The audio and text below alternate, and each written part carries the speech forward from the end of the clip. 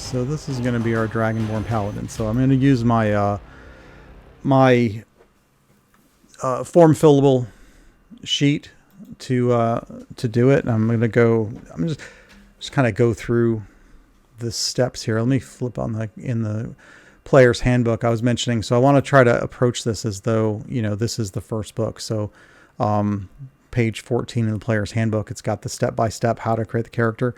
There's a couple things I'll probably do out of order from what it has here, because I like doing things a little differently and capturing some of the information a little ahead of when it says to do it. So, but let's go ahead and I'll just start filling some stuff out. So we're going Dragonborn Paladin, level 1. 0 hit points. All right. So the first thing we're going to do is choose our race, which we already know is a Dragonborn, but we'll flip ahead to the Dragonborn. And I go ahead and I start making a note of all the different racial traits that we've got. So I won't worry too much about the height and weight. We can always do that later. We've got +2 to strength, +2 to charisma. So I go ahead and I'm going to put those in here for now, just to make a note for myself that that's where, that we do get those bonuses. And it says that our size is medium. I will go ahead and record that one up there. Our speed is going to be 6 squares. And it says we have normal vision. For languages, we have common and draconic. I can spell. All right. Skill bonuses, +2 to history, +2 to intimidate. So history and intimidate. And then we've got our racial features. So we've got Dragonborn Fury. I also put a page reference number so that if I need to, I can refer back to this pretty easily. So Dragonborn Fury. When we're bloodied, we get a +1 to attack rolls.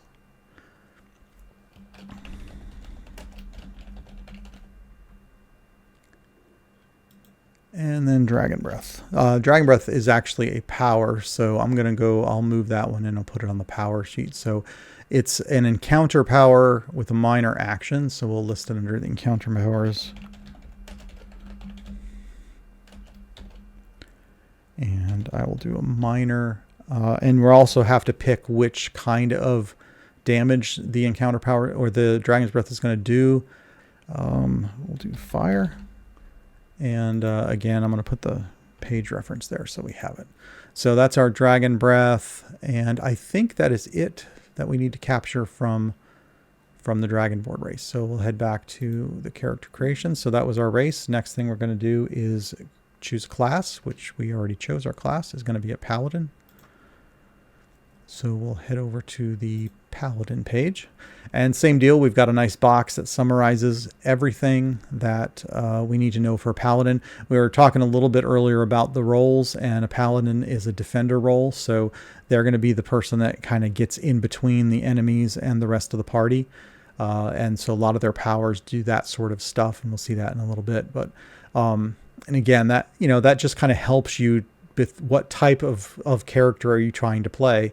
And, basically in one word, it summarizes, you get an idea for what it is that you're trying to do. So power source is divine, and which you can, that's where the divine powers book can come in handy if you want to get some really good options for some additional powers. Key abilities, strength, charisma, and wisdom. It mentions wisdom, but we'll see in a minute when we look at the powers that it's really strength and charisma are the two that you really want to be paying attention to. But I'm going to go ahead on the character sheet. I am going to put I'm just going to put a plus inside the box to indicate which are the key abilities so that we have a reference to that later on. When we're choosing our ability scores, we'll know what we're working with there. And then we've got our armor and weapon proficiency. So I'm going to go down on our equipment page. For now, I'm going to make a note of what they are so that we can, when we go purchase our equipment, we will know exactly what our proficiencies are. without having to keep flipping around in the book. So I'll split this over a couple lines. Plate, light shield, and heavy shield. And then for our weapons, we can do simple melee, military melee. Instead of martial, it's got military, and then simple ranged. There we go. Okay, so that's our proficiencies there. I'll put a holy symbol as well, so we can, just when we're getting our equipment, we'll be able to keep track of those without having to come back to this page. So, and then our bonuses to defense, we've got +1 fortitude, +1 reflex, and +1 will. So with 4th edition, we don't just have armor class, we have fortitude, reflex, and will. And as part of our class, we're going to get a +1 bonus to each of those. Then next, our hit points at first level are going to be a 15 plus our constitution score. So I'm going to do that for that reference.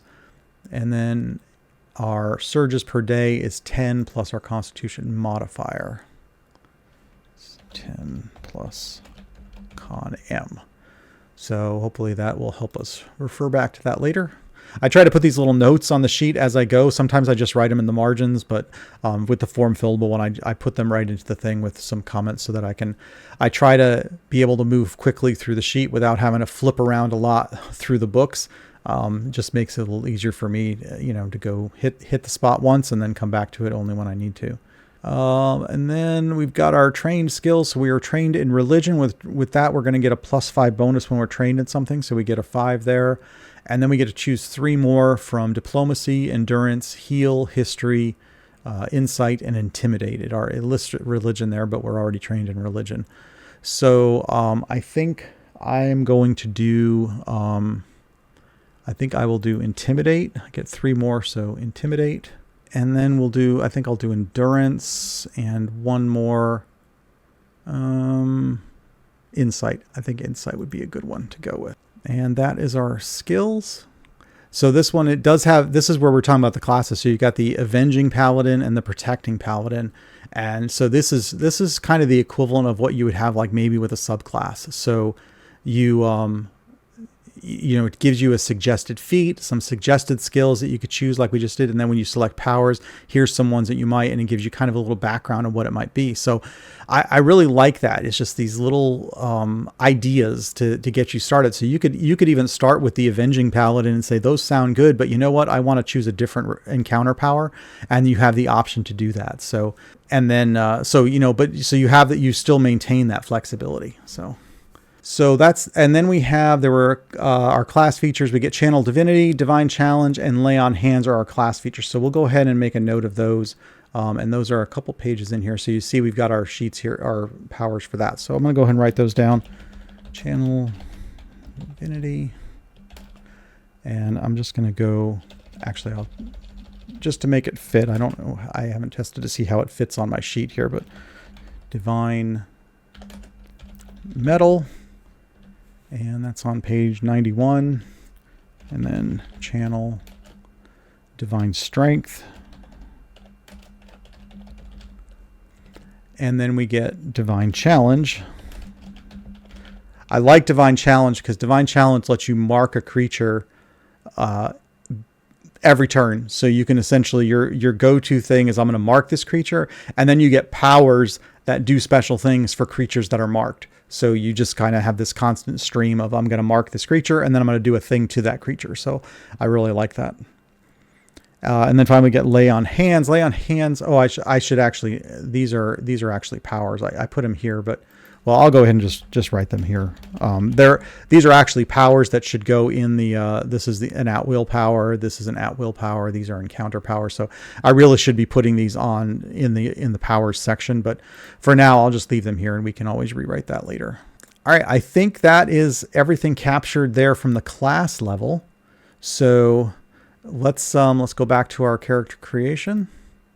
Next, we have the ability scores. I'm actually not going to do this just yet. I'm going to skip ahead and I'm going to go to step 6, which is choosing the powers.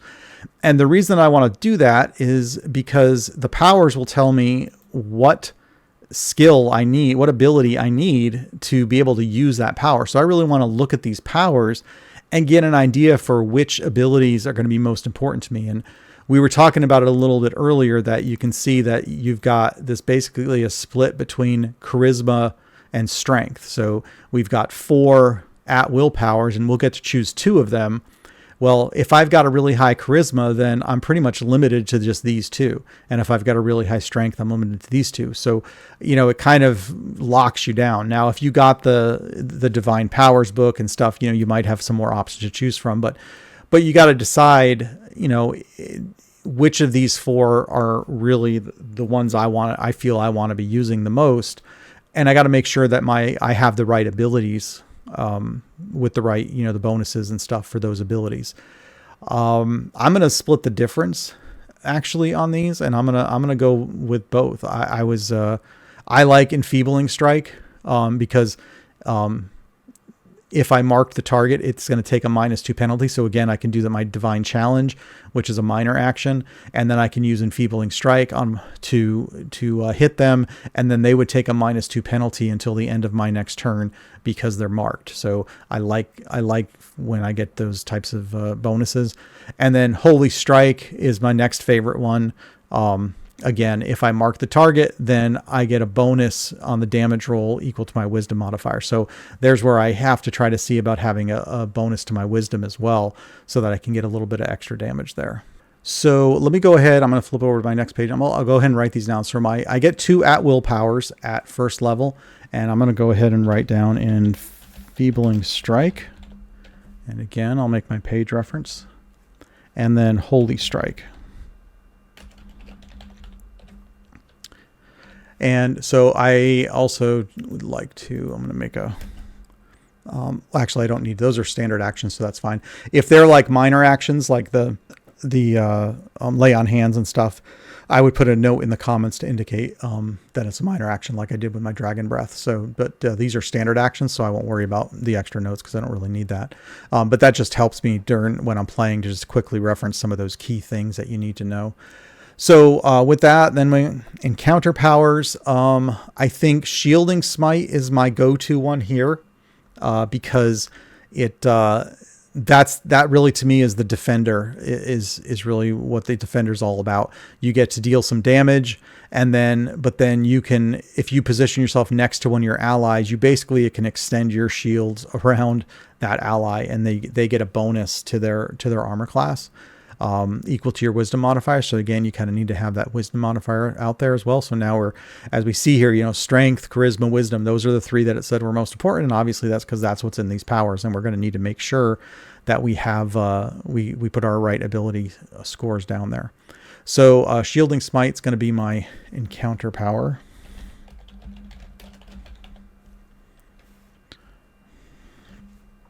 And then for daily powers, I think we do have 3 to choose from. But my go-to, I was looking through the book a little ahead of this, just trying to keep things moving. So I wasn't, stumbling too much over I didn't want to have to read through all the powers while we were on the stream. So, I read through in advance, and On Pain of Death is the daily power I want to go with. So we'll do On Pain of Death. Pain of Death. So that is our daily one. And that one is nice because those daily powers really do lots of damage. So 3d8 damage. And then once per round, the target's going to take 1d8 damage until they make us succeed on a save, which is nice. And then even if you miss, they take half damage, and then they take 1d4 damage. So really lots of damage to be had on that one, which is nice. So that's why I like that one. So clearly looking at these, we've got charisma, we've got strength, and then we've got a lot of things that are going to use our wisdom modifier as kind of a bonus. So we really need all 3 of those to be as strong as they can. So that's why I do the powers first, because I want to know exactly what I'm going to be using for when I actually make those choices for my abilities. I want to make sure I choose the right skills. So So now we can get back to our standard array: 16, 14, 13, 12, 11, and 10. And you can see charisma, wisdom, and strength. So we have to decide which ones we want to use first. I think strength and charisma, most of our powers are going to be based on those. And then the wisdom one is really about just bonuses to some of the attacks. So that one can probably be the lesser one. I think I'm going to go with, and I get a +2 bonus to charisma and a +2 bonus to strength. So I can either go really in on charisma or strength, and I can get those up to 18. So I think I'll do charisma, and I'm going to do I'll put the 16 in charisma. Here, I'll just do the 16. We'll just write it up as the array, and then I'll put the 14 into strength, and then wisdom is my next one. So I'll go ahead and do the wisdom, and then we've got constitution, dexterity, and intelligence. Let's do constitution. We'll do a 12. So that's the last one that's going to give us an ability modifier, because the other ones, the 11 and the 10, won't give us anything for a bonus on those. But remember that we got our surges per day is going to be 10 plus our constitution modifier. So by using a 12, our modifier will actually give us a +1 on that. So which will help.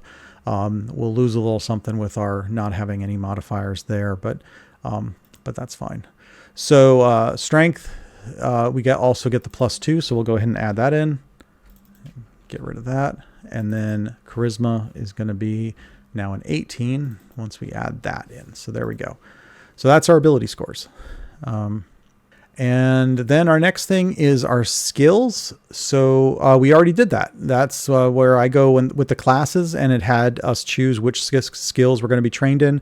So we already took care of that. We were trained in religion, and then we got to choose 3 others, and we did intimidate, insight, and endurance. So we are actually done with that step.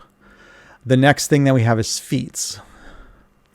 And feats are one of those things that people have a love-hate relationship with feats. I guess I like the idea of feats. It's just that it's funny because I love having tons of powers to choose from, and all that flexibility. When it comes to feats, I think the problem I have with feats is because they have prerequisites, and it just becomes tedious for me to try to look through this list of all these cool things that you could do, but then you've got these prerequisites you got to meet. And I just hate, when I find a feat that I think is really cool, and then I look and it's like, oh crap, I'm not a tiefling, or I don't have a 13 constitution. And it's like, so it gets really hard to find the feat that you really want. And maybe there's a trick to it that I've never come across, but that's why I'm not as big of a fan of the feats as other people are. They kind of diminish their importance a little bit in 5th edition. And they're even in 4th edition, they're not quite as prevalent as they are in like Pathfinder and 3rd edition, where you had the feat trees, where you kind of build this whole sequence of feats. But there is quite a few here to choose from. Just for keeping this one simple, I'm just going to do, in advance of this, I just said, well, I'll just do Dragonborn senses. Gives me low light vision +1 to perception. Seems like a good one to have. So that's what I'm going to go with. So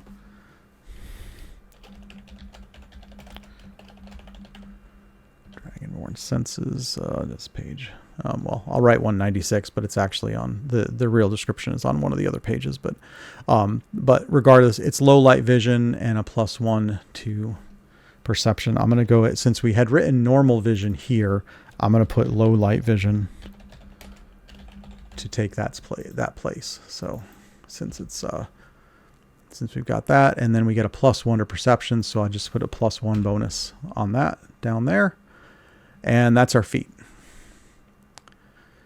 All right, and back up here, we're almost wrapping this up. The next piece is equipment. So we get 100 gold that we can spend on equipment. And the thing that I try to do is I try to see what's my expensive thing I'm going to get. And your armor and your ranged weapons are going to be your expensive stuff. So, if you go with hide armor, which we are proficient in hide armor, but it's 25 gold, and we've only got 100. So that's a quarter of our gold that we've got to work with. And then if we look at weapons, we start looking at ranged weapons, and a hand crossbow is also 25 gold. So those are my expensive things, and that's kind of where I'm going to start from. I feel like those, the simple melee weapons and the military melee weapons, even except for the two-handed ones, they're not quite as expensive, so that's not going to hurt quite as much. So plate armor it is. So plate, and then so let me just go ahead and write that in. So that's plate armor is going to be a +8 bonus to our armor, but then we got a -2 and a -1 on our speed. So we're going to go and write that in. That's going to be 8, and we'll get to, and we'll add our strength to that in a minute. But then we're going to have a -1 check penalty, and then we're going to have a -1 on our speed. Was it a -1? No, it's a -2 on the check. Sorry. So there we go. So that we'll have to keep that in mind, and then we've got a -1 on our speed. I think we're good there. So that's half of our gold gone, just like that. But hey, it's going to be hard to hit us. So so let's go ahead and get a good weapon. We are military melee. So we're looking at like a warhammer, a great axe. That seems like a good one. So I like that. Let's do the great axe. We're proficient in it, so we'll get our +2, and then we get a 1d12 damage with that. So there we go. So let's go ahead and write that one in. So +2 proficiency. I'm going to go ahead and we'll put our great axe up here. And it's going to be +2 with that. And then our damage with it is going to be a 1d12. So very nice. All right, so we've got that, and I think we got our armor. So there we go. I think that is what we need for our equipment, and we are in the home stretch. We got our equipment, we got our feet, we got our powers, and now we get to fill in all the numbers. First I got to do my modifiers. So 16 is going to translate to a +3. Constitution will be +1, dexterity and intelligence will be a 0, wisdom will be a 1, and charisma will be a 4. And with that, I get to take the highest of those two and put it over here towards my bonus here. So that's going to be a 3, and then it's going to be 10 plus half level, which is a 10. And then these are going to be a 0. Oops. Somehow I put a little note on there that I didn't mean to. That's going to be a 0 and then a 10. And then this is going to be the higher, which is going to be a 4. Give me a 4 and a 10. And I can add those up, and then it'll give me a 14, an 11, and a 15 if my math is correct. And then we get a 10 here. Our armor class should be at least 18. Our dexterity is a 0, half level, so our initiative is actually going to be 0. Speed base is 6, but we have a -1 penalty because from our armor, so our speed is going to be 5. Just for reference, for those that are not aware, in 5th edition it was in squares, not in feet, so everything is just measured in squares. All right, now that I've got those, let me go ahead and fill in all of these skills. So I go in groups. So dexterity is just going to be 0s, so I won't do anything there. Intelligence is also 0s, so there's nothing to add there. Strength is going to be a 3, and I believe there's just the 1 strength based. Charisma is going to be a 4, so I have quite a few of those. Charisma. I think that's it. Wisdom is a 1. Wisdom. And then we have Constitution is also a 1. I think that's the only one. And I think that's all of them. So now we can do our math. 0, 0, 3, 4. I did it again. 4, 1, 6, 1, 2, 6. Now here's the big one. 11.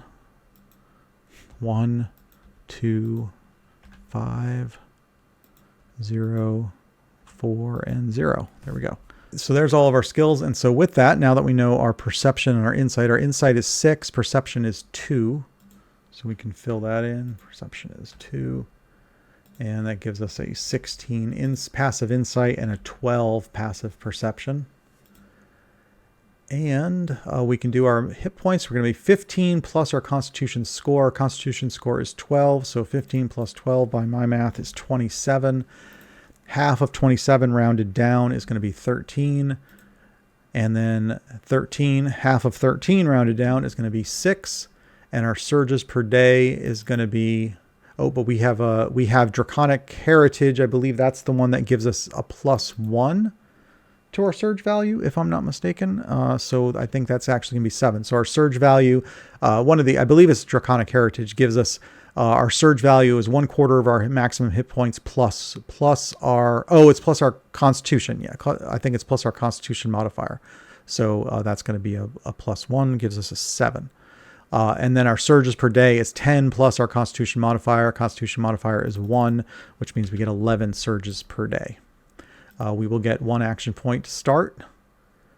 And then we get to work out these. This is a melee weapon, so we'll use our strength, which is a +3. And then half level is going to be 0. So our attack bonus is going to be a +5. And then we get to add I believe, correct me if I'm wrong, the ability of strength as well to this, which is going to give us a 1d12 +3 as the damage for the Great Axe. So I'm going to go ahead and write that one in here as a basic attack. It's going to be a +5 versus armor class, and then the damage is 1d12 +3.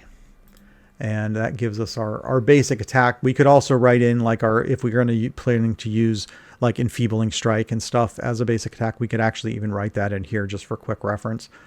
These are more kind of just worksheets to help you arrive at the numbers for them. So you don't necessarily need to refer to those, but they're helpful. And, you can see that, just in 5th edition, you do have backgrounds, and you can choose flaws and traits and things like that. There's a little bit of that in 5th edition as well. So if we look ahead, it's somewhere. You get your deities. Here you go. So personality, there's a whole section here that kind of talks about, gives you some guidance on how your character behaves in different situations. And so I like one of the things in 4th edition is it kind of asks you questions. It's almost like coaching you on how to think about your character. Not just rolling on a table, but saying, how do you think you perceive others in social interaction? Gives you some examples. How optimistic are you? How trusting are you? So it gives you these questions that you can ask yourself, and that helps you really fill out your backstory and think about what kind of character you have. You've got these other things, mannerisms, and here's your background. So it's a little less formal as 5th edition, but it's still there, and it lets you fill out a lot of good stuff to give yourself a good, well-rounded character. So we did it. We made a 4th edition Paladin.